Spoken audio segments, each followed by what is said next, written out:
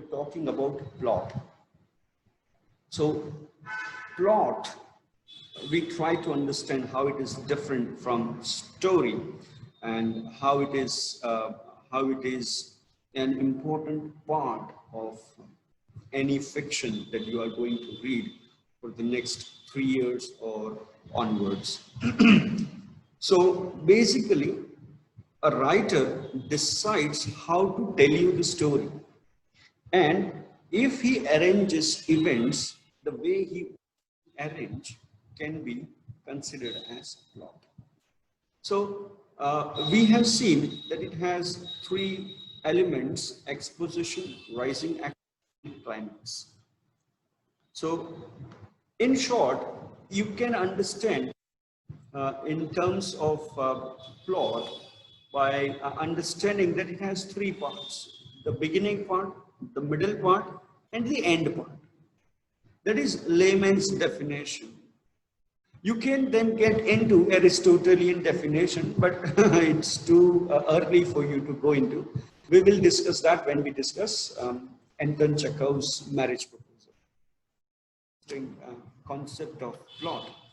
And when we discuss Anton Chekhov's plot, we will also try to understand what is the Indian counterpart of plot, right? So we'll discuss both of them, but at a later stage. For this stage, you need to understand only that what is plot, what is exposition. Exposition means a beginning of the story, where characters are, and what is the setting of the story. So exposition means this. If I'm asking you a 1-mark question that define exposition, then you are supposed to write exposition means a beginning of a story where characters and setting are introduced. Right? So it is as easy as that. If I'm asking you a question based on tell me the exposition of Anton Chekhov's play, then you are supposed to tell me how the story Anton Chekhov begins and what kind of setting he is bringing into the story. For example, in Anton Chekhov's play, he begins the story with a proposal.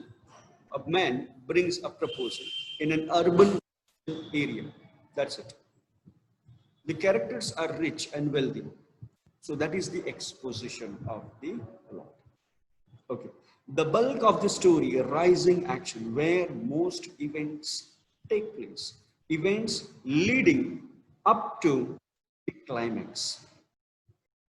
So yesterday we discussed the example of Gunjan Verma, Gunjan Saxena, not Verma. Gunjan Verma perhaps is our student, Gunjan Saxena, the Air Force pilot, the Kargil pilot girl.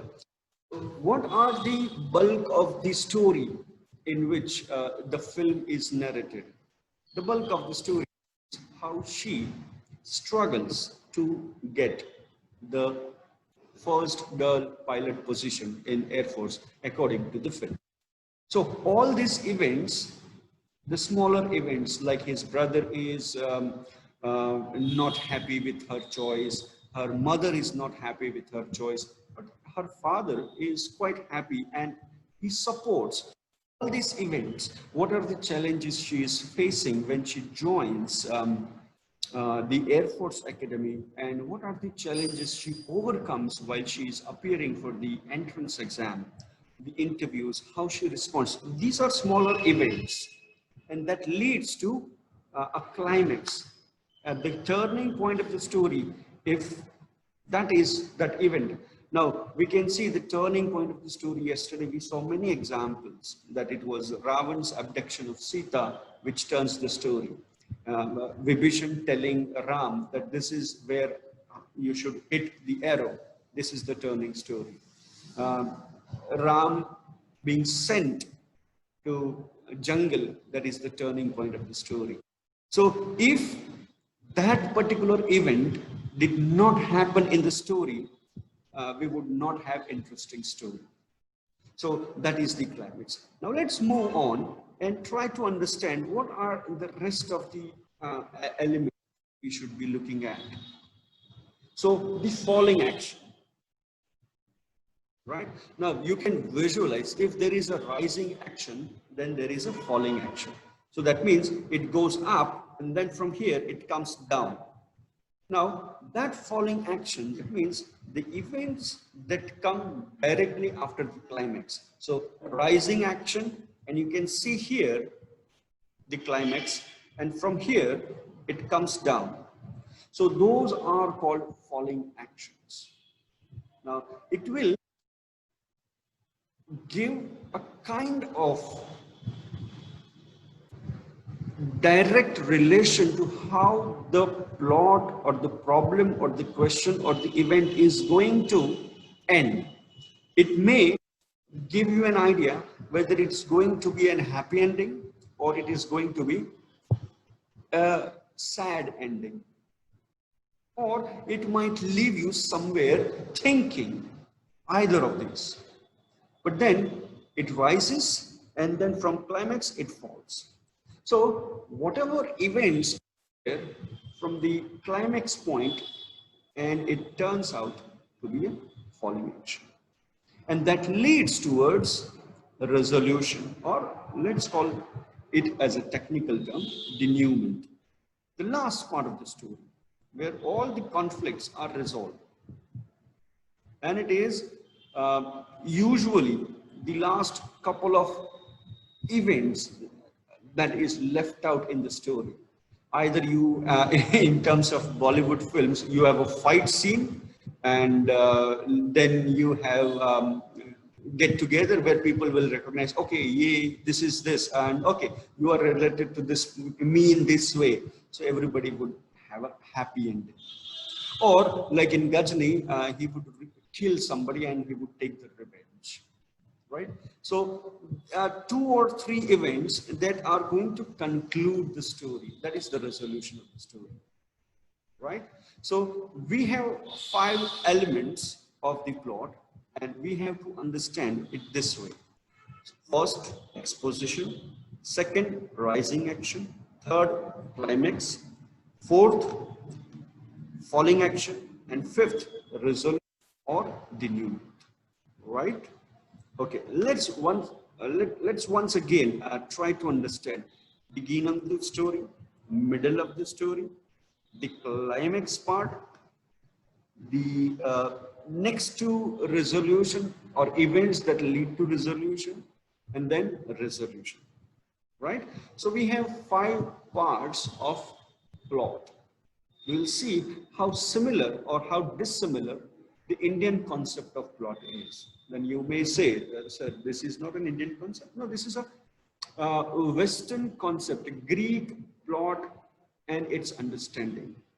Almost all the Western literature that is written, whether you call it literature, short story, fiction, novel, drama, or whatever, they more or less follow this definition of plot, not in writing, but in critical studies.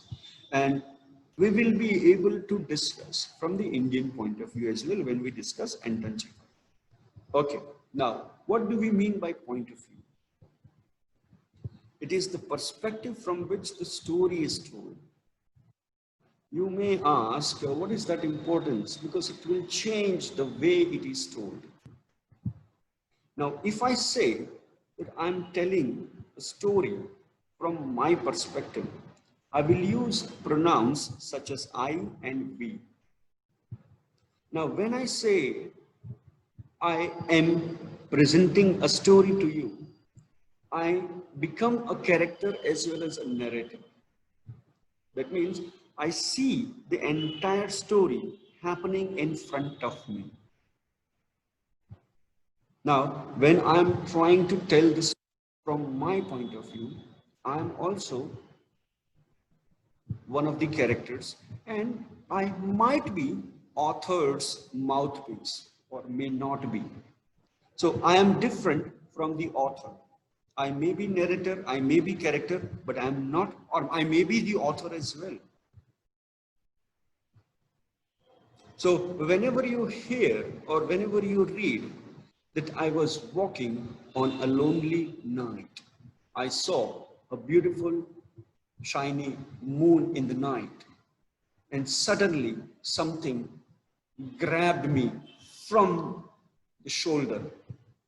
This is my personal experience. So I'm trying to narrate a story from first person point of view.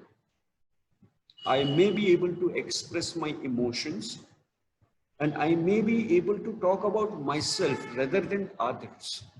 So there is a limited kind of point of view. I may not be able to what is happening in others' mind. So I will try to guess. I will try to think. I will try to manipulate my own thinking when I'm talking as a first person narrator.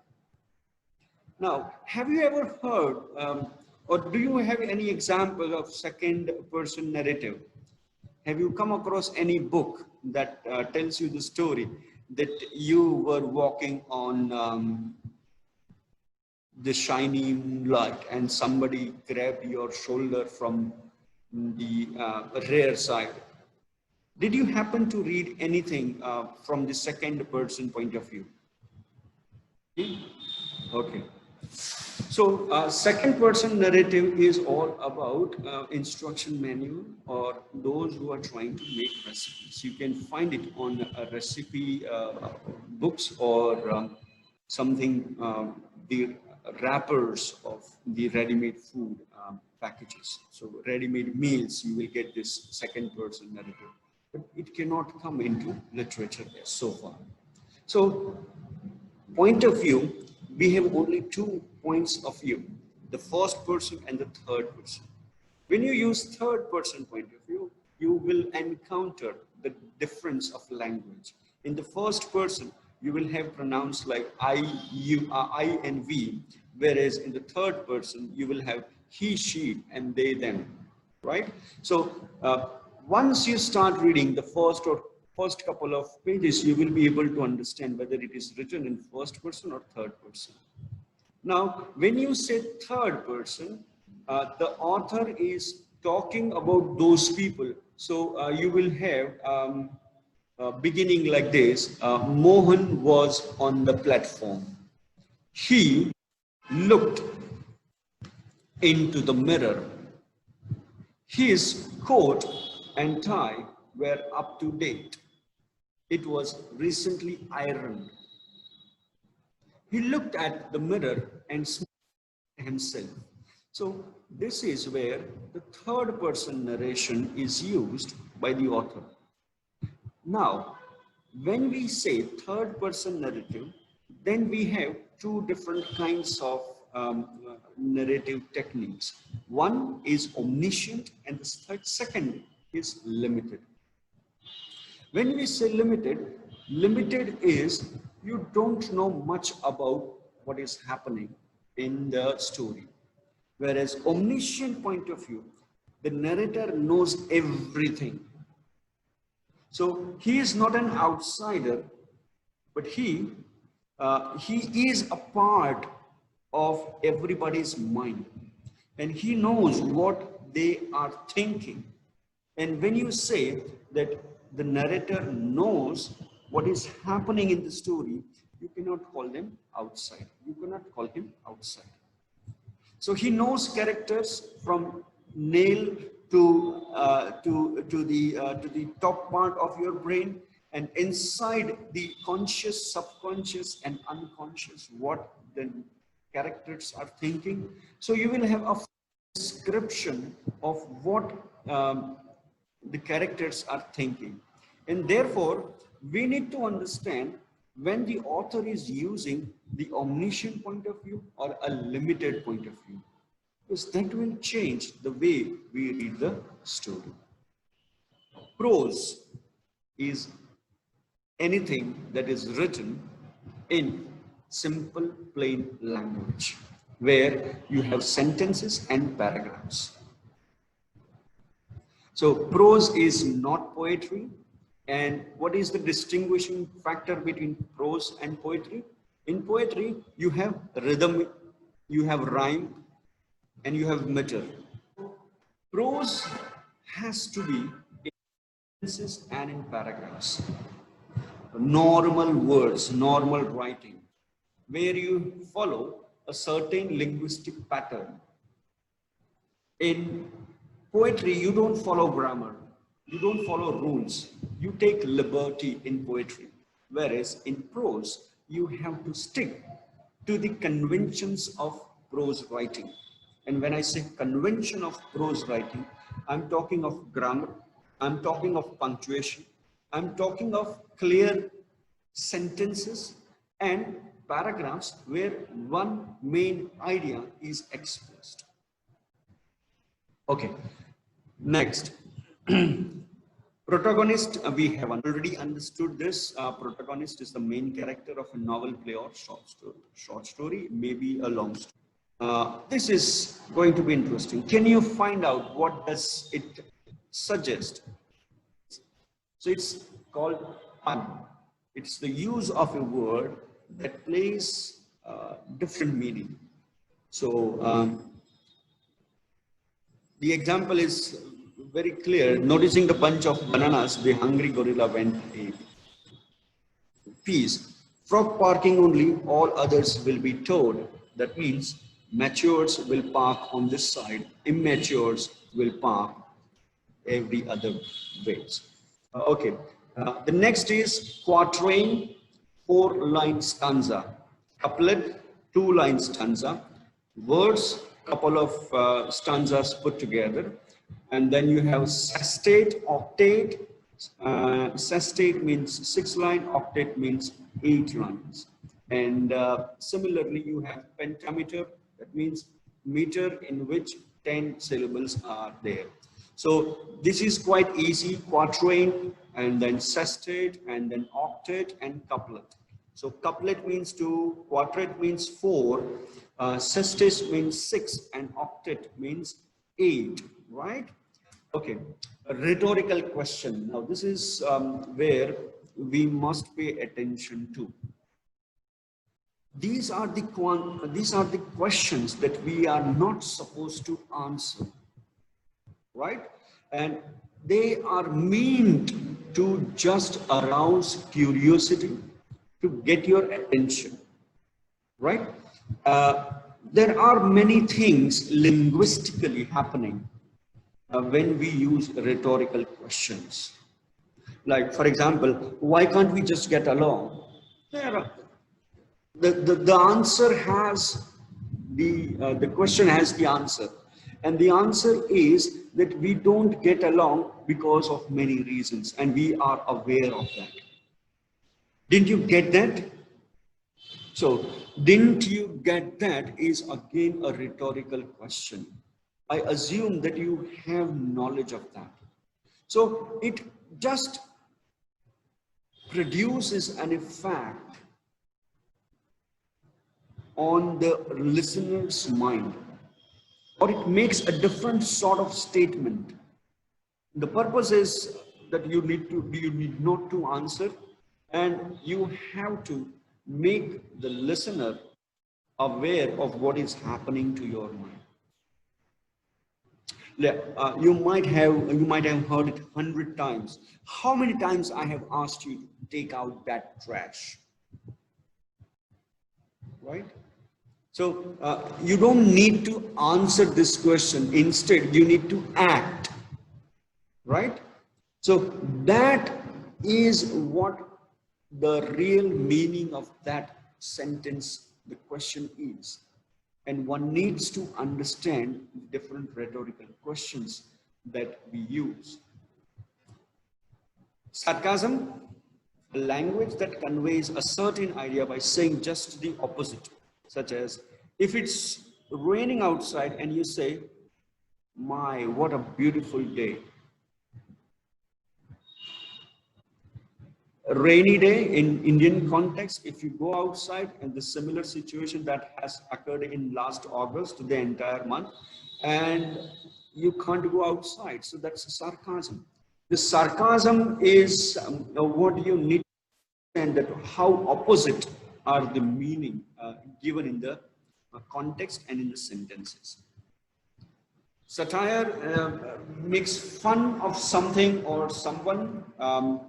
You may hear it loud and clear sometimes, and sometimes someone may camouflage it.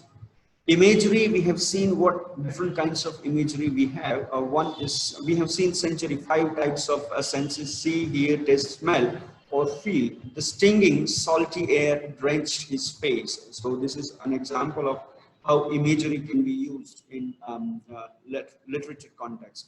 Similarly, it's a comparison where where you use the words like or as, right? So when you see like or as in sentences, try to understand from the figures of speech. Soliloquy, it's a monologue in which character expresses his or her thought to the audience. Remember, in monologue and in dramatic monologue, how it is different. Soliloquy is addressed to the audience, and others should not be able to hear it. Now, others in the sense the other character on the stage, right? The entire stage is filled with the characters, and one of the characters speaks, and rest of them do not hear anything, right? So that is the soliloquy. And then there is a difference between soliloquy and aside.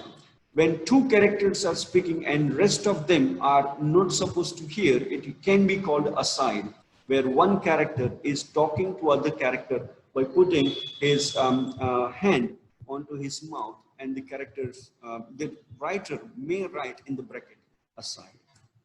Sonnet, 14-line poem written in iambic pentameter, and different kinds of sonnets have different rhyming schemes. We will see Shakespearean sonnet, Petrarchan sonnet, and Spenserian sonnet. There are 3 different sonnets which we will talk about when we talk of sonnets, or the rhyming scheme differs in the last 2 couplets, and how it is arranged in 14 line: A B A B, B C B C, D E D E, and E F E F. Okay.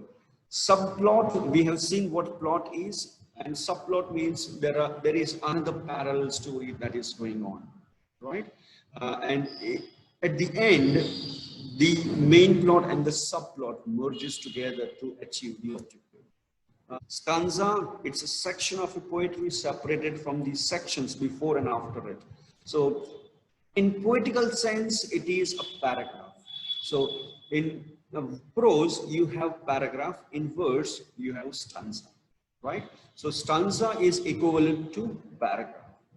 So in a poem, and each stanza should have a theme, like a paragraph has a theme. Symbolism, the use of one things to represent another. Like dove is a symbol of peace, and then a heart is a symbol of love.